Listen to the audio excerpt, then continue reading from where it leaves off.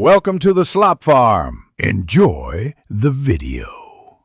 You start right now by confirming your iPhone model and iOS version so you know which battery firmware applies. Back up the device to iCloud or Finder. Once done, make sure the backup completes. Charge to over 20% or plug in a light. This prevents shutdown during diagnostics. Gather tools, a pentalobe screwdriver and a spudger. These first steps avoid data loss and allow safe disassembly. Do not proceed until backup and charge are verified.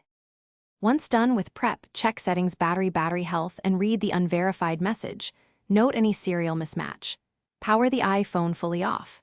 Remove the display gently, work slowly to avoid tearing flex cables, and disconnect the battery connector.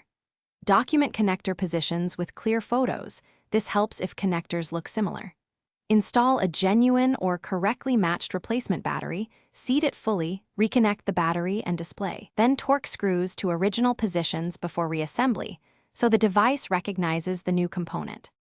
After reassembly, boot the iPhone and check battery health. A correct install and calibration should show verified status. To calibrate, charge uninterrupted to 100%, then use the phone until it shuts down and recharge to 100% again. This helps the system measure capacity accurately. If the unverified label persists, power down and recheck connectors and seating.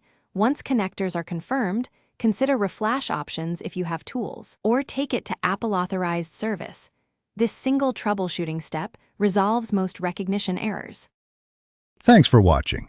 Consider subscribing if we helped you today.